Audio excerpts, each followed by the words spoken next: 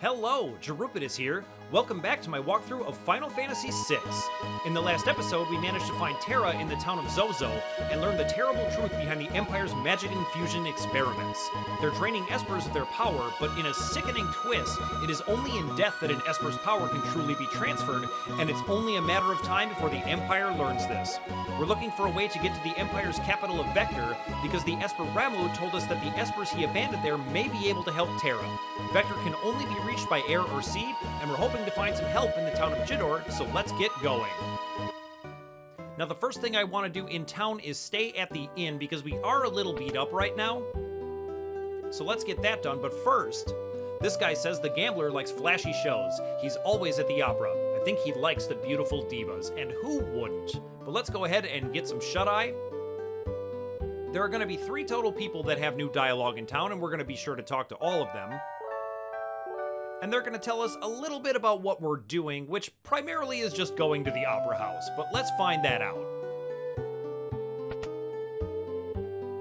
Now the other 2 people I want to talk to are right up here.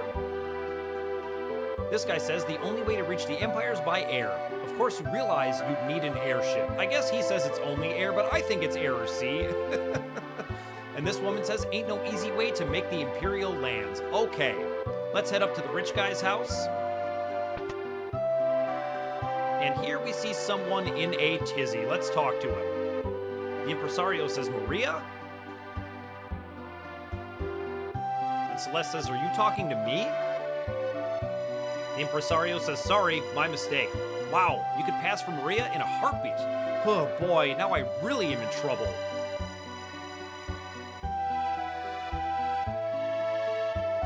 Celes looks just like Maria, and we've kind of gathered that already, but she sure does. Just down here is a letter. Let's read it. That person dropped it off.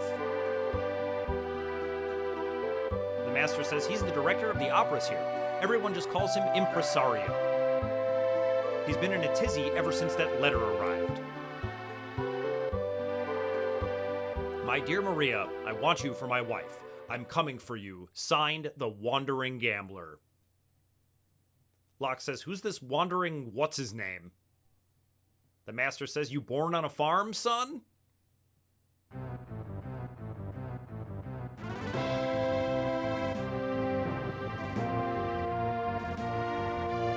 A blackjack-playing, world-traveling, casino-dwelling, free spirit. And the wandering gambler, of course, is Setzer.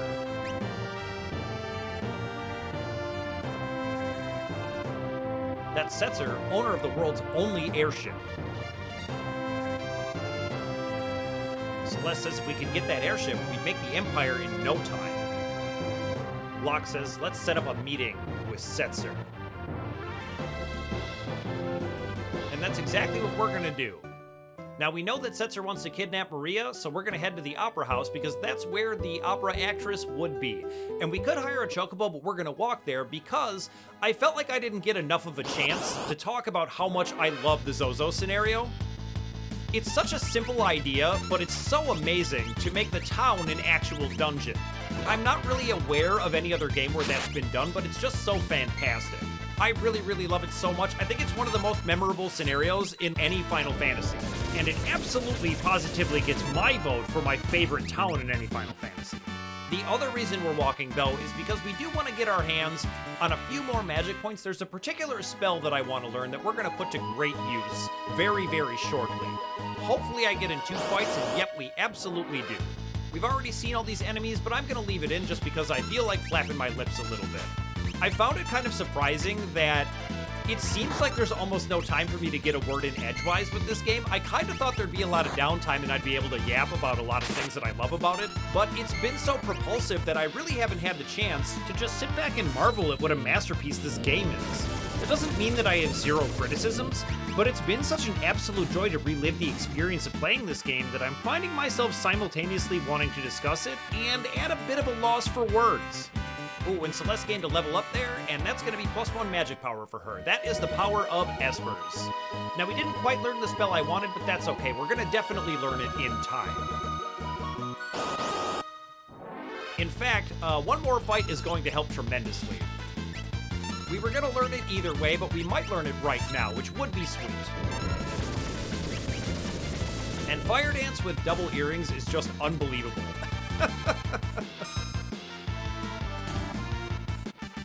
Let's see, will we learn it? Not quite, but that's okay. And here we are at the Opera House. The impresario says, "Ah, you again." Locke says, "I read that letter. Setzer is coming to steal her." The impresario replies, "He'll probably appear right at the climax of scene 1. He loves an entrance." And Locke says, "Right, if we could only grab him then." The impresario says, "Dear me, no. You'll ruin the performance. I'll lose my job." Celes says, "Then you're history." The impresario says, "This is simply horrid. I want the performance to be a success. But I don't want Maria to be abducted."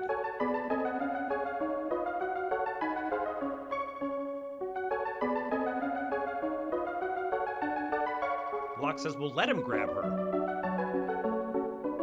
But the impresario is not getting it. "We'll use Celes as a decoy. After she's abducted, I'll follow him right to his airship."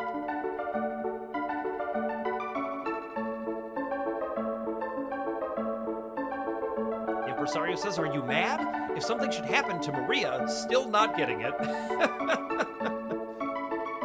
And Locke says, "That's why the decoy. We'll hide Maria somewhere safe." The impresario says, "Come again?"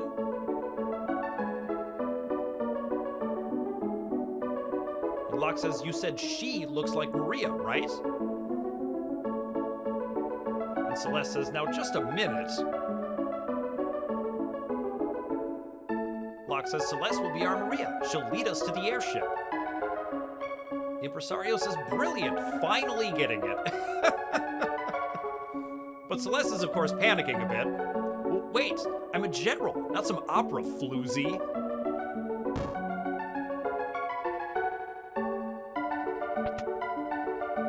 And now she's gonna practice her vocals a little bit.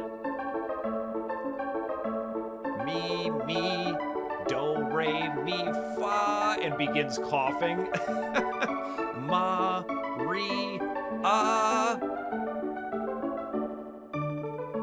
And Locke begins laughing, but not bad, Celes. He thinks she's pretty good.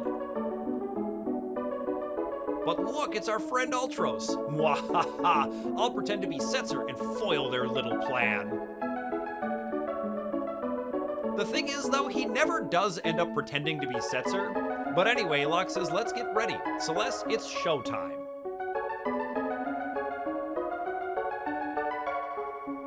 And Ultros says, "Come on, read it." And I think maybe the reason he doesn't end up pretending to be Setzer is because we don't read the letter. But anyway, the opera scene is about to start, so let's get ready for one of the most iconic scenes in gaming history. This scene will need the help of your imagination a little bit due to the technical limitations of the time, namely that voices couldn't yet be captured on the SNES's SPC-700 sound chip, but interestingly, this limitation was overcome by later games. To throw out a favorite, maybe you remember the announcer in Killer Instinct. But anyway, on with the show.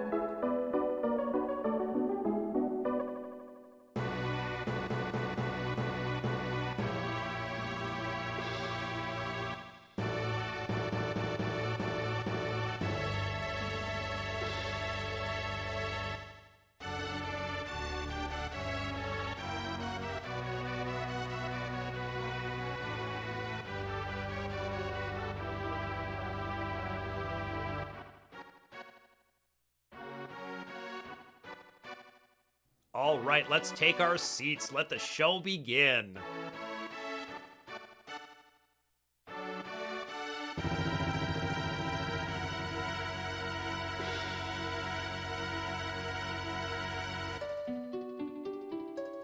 The West and East were waging war.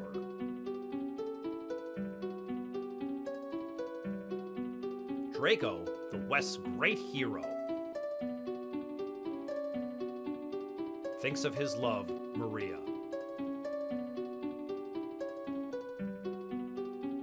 Is she safe? Is she waiting?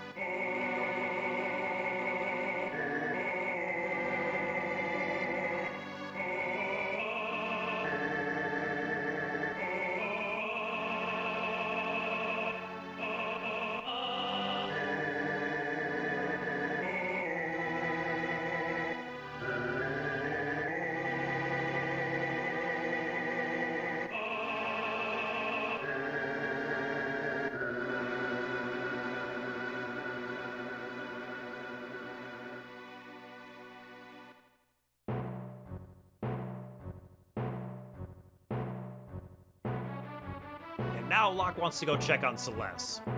Locke says, I'm going to the dressing room. And the impresario replies, is everything okay? Edgar says, go right ahead.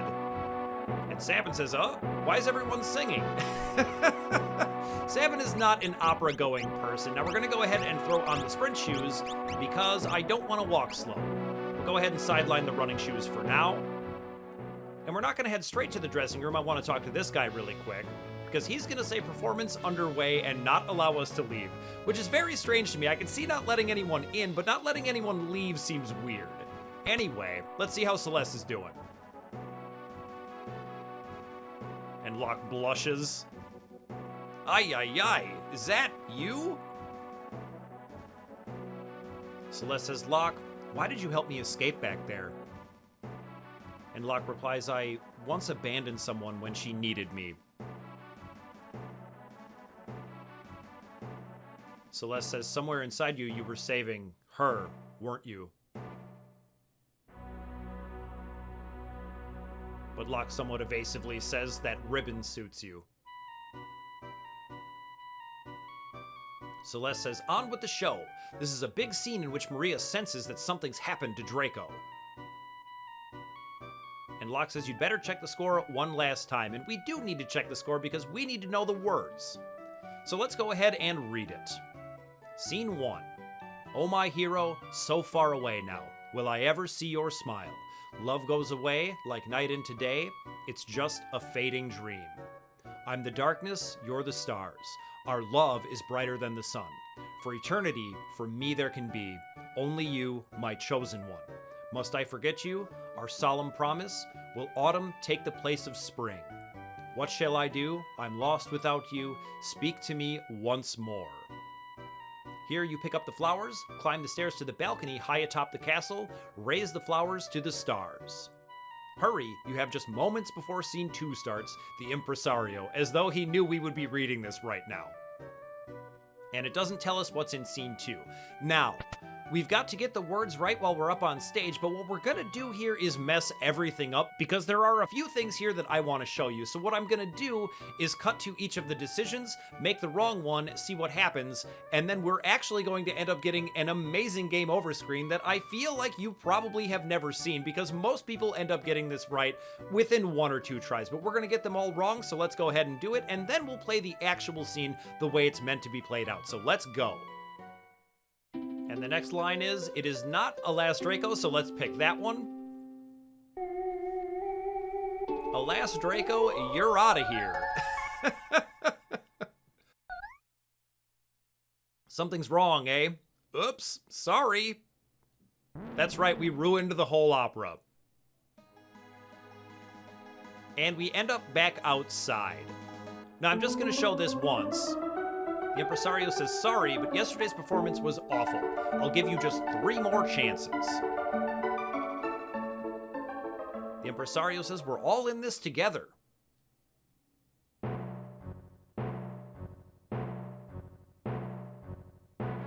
And we take our places yet again. So let's go ahead and talk to Celes one more time. And I didn't mention it the first time, but I really love the way the music gets quieter out here. It really gives you a sense of place. And Locke says, don't make any more mistakes, but I'm sorry to tell you this, Locke, we're gonna make a lot more mistakes. You better check the score one last time. Yeah, we're gonna skip it. We definitely know what it is, but we're gonna do it all wrong. All right, I'll see you at the next mistake. And it's supposed to be I'm the Darkness, but we're gonna pick I wish I wish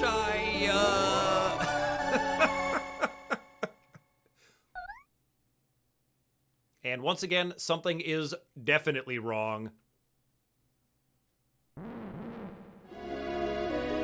And this is my favorite one. Let's pick Prince Ralls. Prince Ralls? Yes, so? I hate him. Everyone does. That is absolutely my favorite one. And now, you may remember from the script, we're supposed to pick up these flowers and get to the top of the stairs. But if we just hang out here and don't get it done, by the time the music cue comes up, this is going to happen.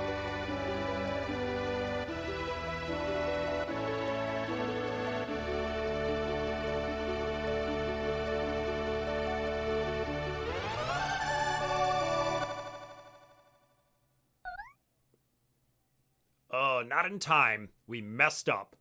And we're gonna get this amazing game over screen. You don't have enough acting ability to convince your own mama.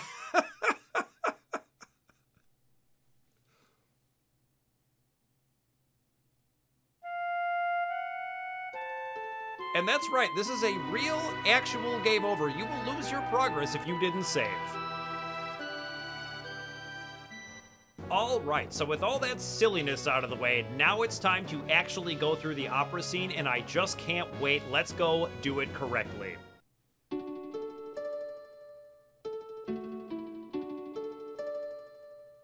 The forces of the West fell, and Maria's castle was taken. Prince Ralls of the East took her hand by force, but she never stopped yearning for Draco.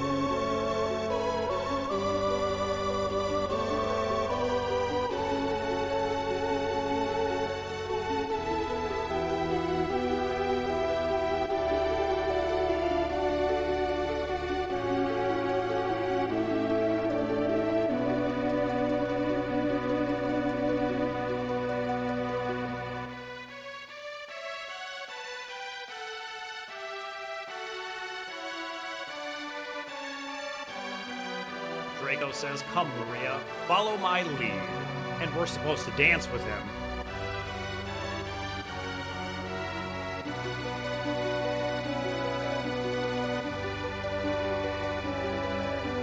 Draco says, "Ha ha ha." And he transforms into roses. Let's take them to the top of the stairs.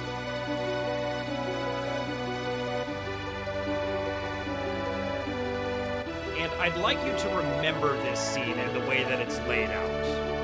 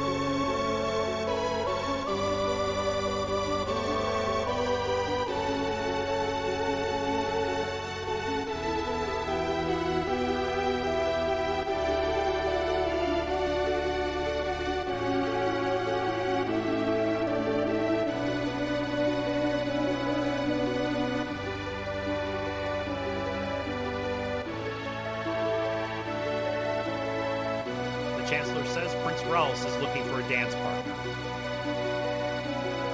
Leave the past behind. Our kingdom is adopting the spirit of the East.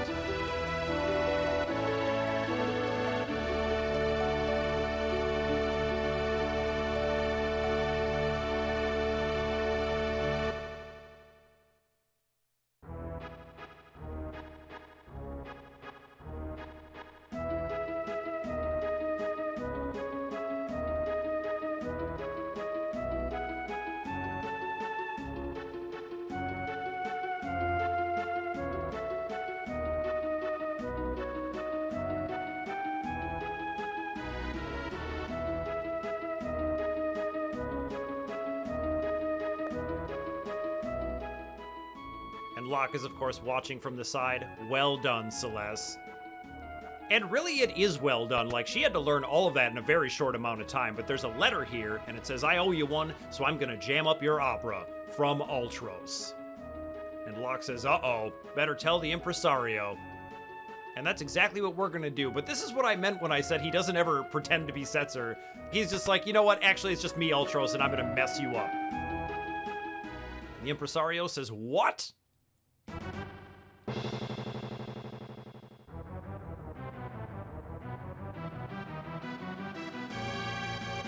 The survivors of the West attack, and Raus says, impossible. Attack!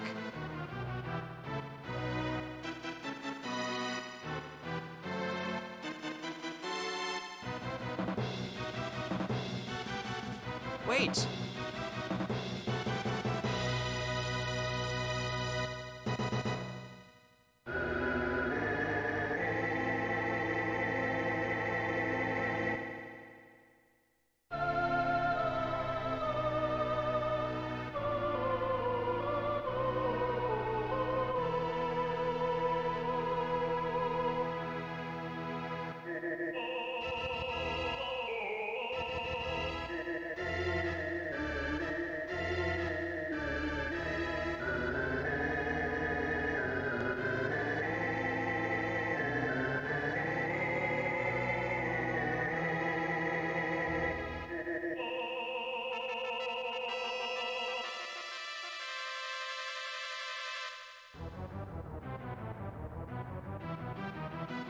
The impresario says, but how might he disrupt the opera? With that? That's right, a 4-ton weight ought to do it. And Ultros says, mwahaha, let's see if Maria can shrug this off. Gah, this is heavier than I thought. It'll take me 5 minutes to drop it. That's rather convenient, but okay. Locke says we haven't a second to lose, and that's true. We will have a running timer. Impresario says, talk to the man in the room on the far right. He'll help you get up there. Locke says it's as good as done. But first, we have some silliness to engage in. Now, it's worth noting that all of Celeste's stuff is unequipped, so we may end up putting that to use depending upon how much time we've got. The Stage Master says, the Impresario asked me to have you press the far right switch. But of course, we're not going to do that. We're going to press these left switches. This first one barks like a dog. This second one will turn out the lights in the opera.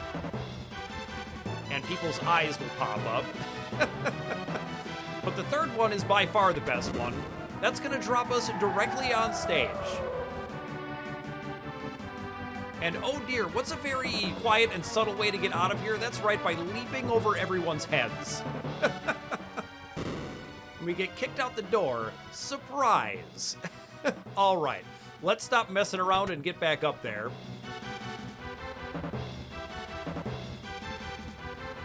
And this time we'll press the switch on the far right, like responsible adults. Now, it's not immediately clear what that does, but it's going to open the door all the way on the far left, so let's go ahead and get over there. And I always love in scenes like this where there's an excuse to have there be music playing. Obviously, a soundtrack is fine no matter how you do it, but when there's a plot reason for music to be playing, I love that. Now, up on the rafters are going to be all these rats. The vermin are the yellow ones, and the sewer rats are the green ones. And now, if you leave the vermin for last, like we're going to end up having to do here, we don't really have a choice in the matter, they will summon more sewer rats, which will end up wasting a bunch of your time, which you really can't afford with this running timer. Oh, actually, auto crossbow cleared that up just fine. All right. And Sabin finally learned the spell I wanted, which is slow, which is gonna be really sweet. Now, you can avoid all these if you're careful and watch it, but we're just gonna plow right through it. And one of the reasons you would want to encounter these is because this is your only chance to do so if you do want to get the rages for these guys. They're not good rages, but if you're a completionist, you will want to run into at least one of these encounters. And I should talk about the steals as well. The vermin will have an antidote as a common steal, a potion as a rare steal, and the sewer rats will have just a potion as a common steal. Let's see if we can dodge one of these. Oh yeah, no problem. We keep getting really unlucky. There's only a 25% chance that you'll get the formation of 5. And we've run into that twice now? That's kind of insane.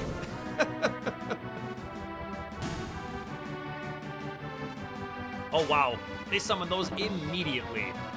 But that's okay, it's not really gonna cost us that much more time because we have our handy dandy fire dance.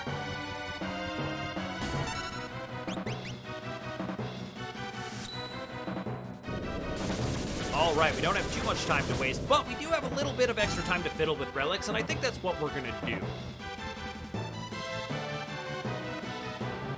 Because Ultros is not going to have anything to steal, so we're going to want to have Locke cast a summon.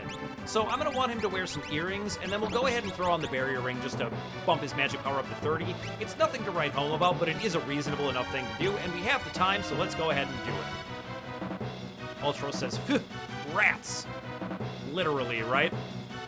And we begin fighting, but like a couple of cartoon characters, we knock ourselves off the edge and fall right on stage.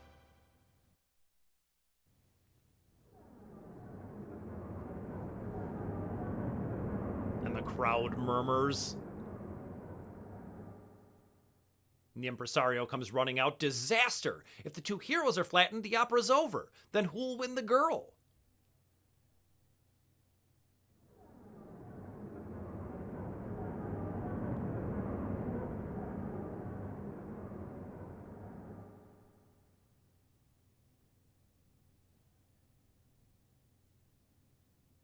But Locke quickly improvises. Neither Draco nor Rouse will save Celes. I, Locke, the world's premier adventurer, will save her. And the crowd loves it, but the impresario does not. Ah, yeah, what awful acting. And Ultros says, silence. You are in the presence of octopus royalty. A lowborn thug like you could never defeat me.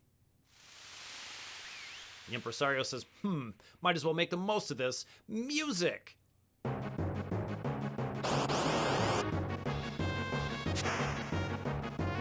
Ultros says, long time no see. You've changed. Did you miss me? And of course I did, Ultros. The first thing we're going to do is go ahead and cast slow on him, because the way this fight is supposed to work is Ultros is going to move around. He would move between 4 different locations, and he has 2,550 HP, and each location will reset his life total. Chainsaw's going to do the instant death thing there, and that's what I meant when I called it inconsistent, but here comes our first summon, Ramu. And with our magic power buffs on Locke, that's going to deal 912 damage. We're going to fire off a Blitz here, and interestingly, Ultros will counter any Blitz or Bushido if you happen to have Cyan with you with Acid Rain, which does paltry damage, but it does inflict seizure, you know, not poison, but I think it's totally worth it because of the Pincer formation. It only will affect half of your party. And what an unlucky day, he says. Adios! And he's gone. We just crushed him. But he deserves it. He has a measly 2 gil on him. Just a darn minute, a voice calls out.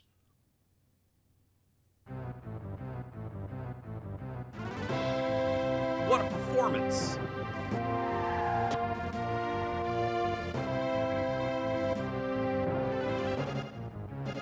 The impresario says Setzer, and Setzer replies, I'm a man of my word, music man. Celes says, that's him? The impresario says, what a reversal. Thinking she's Locke's new queen, Maria is instead nabbed by Setzer. What fate lies in store for her? Stay tuned for part 2. And I would absolutely watch part 2 of this. it seems the opera was a smashing success thanks to us.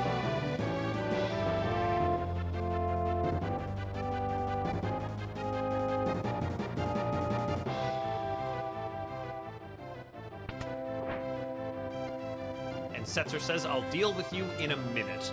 And now I should talk a little about Setzer and his plan to kidnap Maria. I think most people, and likely even the writers, didn't think too deeply about this because Maria is never in any actual danger, but it's hard not to think about what would have happened if we hadn't intervened. Is Setzer some kind of monstrous predator who kidnaps women? Honestly, it very much seems like it, and there really isn't anything in the text that stands as a counterpoint to this reading of the character. The most generous reading I could give this is that since he's a gambler, perhaps he's rolling the dice that she'll be into it, and if not, chalk it up as betting and losing and letting her go. Still, it's a romanticized idea of kidnapping, which really has not aged well, but it's worth remembering that Celes and Terra, although to different degrees, are in fact murderers. So the returners are made up of flawed people with checkered pasts who are trying to do the right thing. Still, the Setzer storyline / introduction is queasy to say the least, but perhaps it would be best to make like the writers and not think about it too deeply, because the intention seems to be that Setzer is a dashing rogue, not a monster, and I don't think the writers meant for his character to be that dark. I'm actually very curious about your thoughts on this, so leave me a comment and let me know what you think.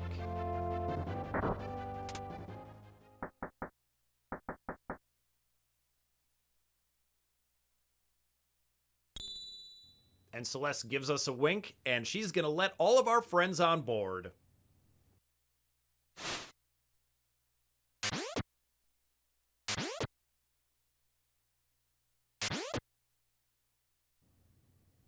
Locke says, what a performance! And Celes says, enough already. Locke says, but this is the tough one. Part 2 begins now. Where's Setzer? Celes says he's coming.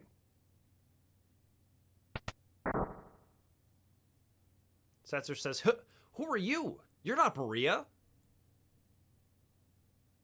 Celes says, Setzer, we need your help. We have to go to Vector. We need this ship to get there. Setzer says, look, if you're not Maria, I don't want you aboard. Celes says, wait. We were told your ship is the finest vessel in the world. Locke says, and that you were the world's most notorious gambler. Edgar says, I'm the king of Figaro. If you cooperate, you'll be well rewarded. Setzer says, come here. Celes says, yeah. Setzer says, don't misunderstand me. I'm still not sure if I'm going to help you.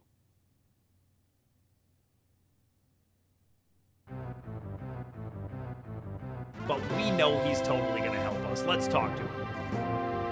Setzer says, phew, the Empire's made me a rich man. Celes says, stop thinking of yourself.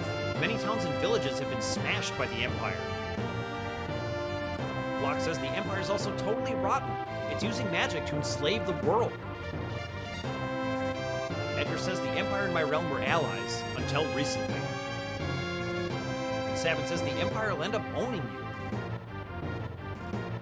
Setzer says the Empire evil? Yeah, it is evil, in fact, Setzer, come on. Celes says we all hate the Empire for the same reasons. That's why. And Setzer says, you know, you're even more stunning than Maria. Celes goes, Setzer says, enough. If Celes becomes my wife, I'll help. Otherwise. And Locke says, what? Are you stupid? Celes says, we haven't any choice. And Setzer says, yes, it's settled. Celes says, but I have conditions. And she goes and nods at Edgar and takes the coin from him. We'll decide with a coin toss. If it's heads, you'll help us. If it's tails, I'll go with you. Well, Mr. Gambler? And Setzer says, oh, fine, I accept. Locke says, listen to yourself. Celes, you can't become his wife. You just can't. But Celes is going ahead with her plan. Ready?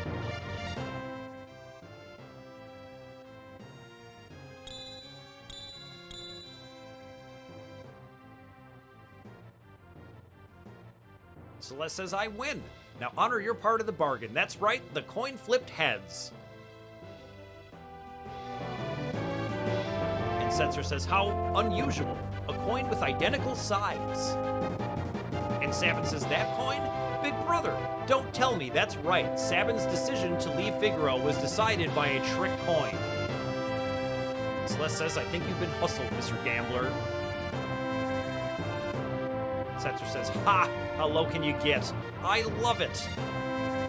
All right, I'll help you. Nothing to lose but my life.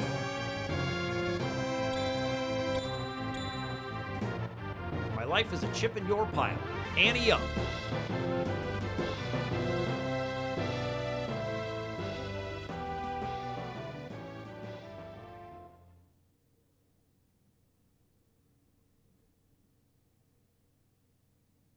Locke says this unwieldy-looking ship really moves. Could it crash? Setzer says when things fall, they fall. It's all a matter of fate. Locke says this ship's going to stick out like a sore thumb. Better land some distance away. Setzer says, right. I'll wait on board in case of an emergency. That's right. Very brave, Setzer.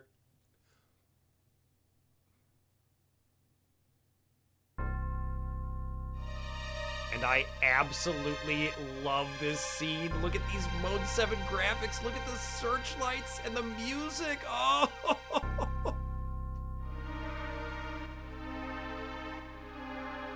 And this is just such a perfect way to portray how evil and intimidating the Empire really is. Look at the building rising over the horizon. This is the capital of the Empire, Vector.